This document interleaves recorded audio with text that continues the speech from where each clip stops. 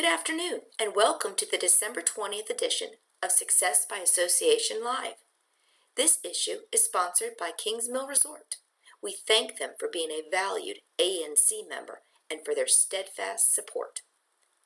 Today's article was written by Lee Caraher, CEO and author of The Boomerang Principle, and is reprinted with permission from Thought Leaders, October 2017.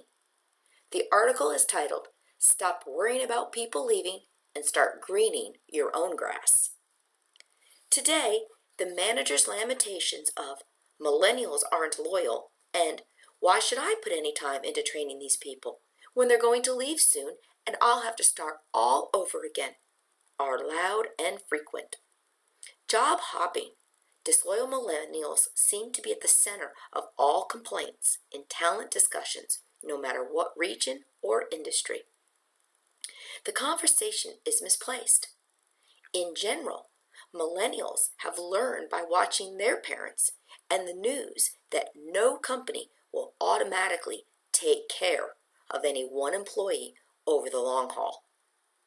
Moving from place to place and position to position is a well-informed career strategy for this generation. The day we hire someone, we know they are going to leave. What we really don't want is someone to leave before we want them to. Stop worrying about good people leaving early and start worrying about mediocre performers staying. Focus on ensuring that the lowest performers have the training, mentorship, and feedback loop they need to improve and thrive. The byproduct of this approach will be that the higher performers will stay longer in this type of green your own grass environment. Green your own pasture. First, mentoring. The number one request by millennials in the workplace is help finding a mentor. Over 73% rank getting a mentor as extremely important. This isn't that surprising when we factor in the close relationships so many millennials have with their parents through and after college. They are used to and seek beneficial relationships with older people from whom they can get input. By matching up our teams into mentor-mentee relationships, we are providing a significant dynamic for everyone that helps maintain an association to our organizations. Second, specific and timely feedback. We all want to know how we are doing, and none of us want to be embarrassed by being allowed to be wrong for long. Creating a culture where specific feedback, reinforced and constructive, is given regularly and frequently, not only increases performance, but also increases collaboration, morale, and productivity. Giving feedback well is a skill and muscle set that needs to be built and maintained. Practice, practice, practice, until giving specific corrective feedback is natural and not a big deal. When everyone knows they can improve and that their colleagues seek to help their teammates reach their goals, productivity rises dramatically.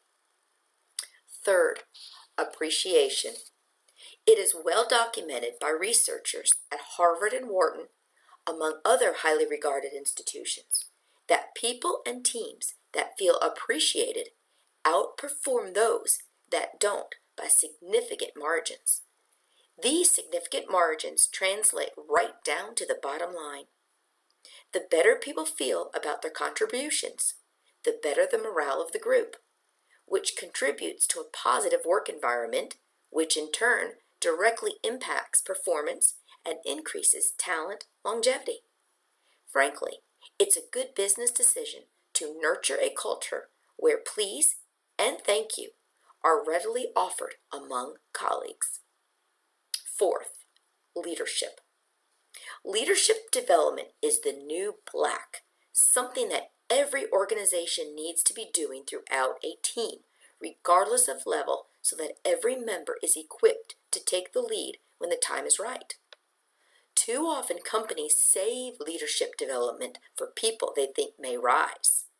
This is a short-sighted practice held over from our traditionally hierarchical organizations that prized leadership by title.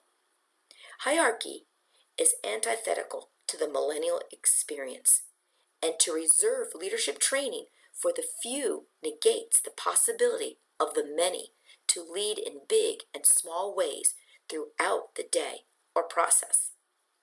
Lack of leadership development is a key driver of millennials' job dissatisfaction. In fact, millennials who are actively considering leaving their current positions are significantly more likely to attribute their desire to find a new position to lack of leadership training.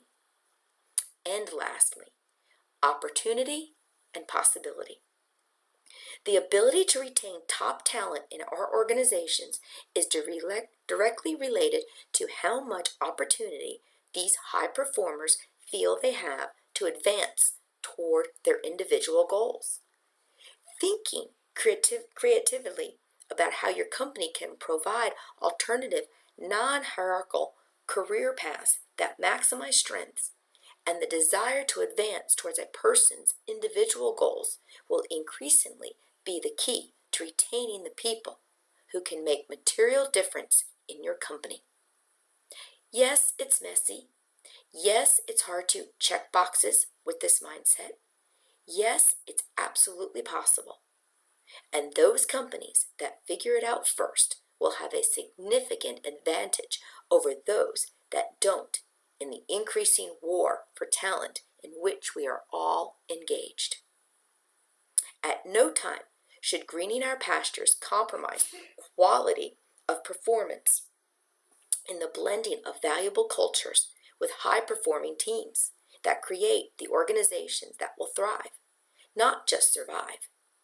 As the workplace becomes increasingly complicated with millennials and their younger brethren, Generation Z, coming into and dominating our ranks.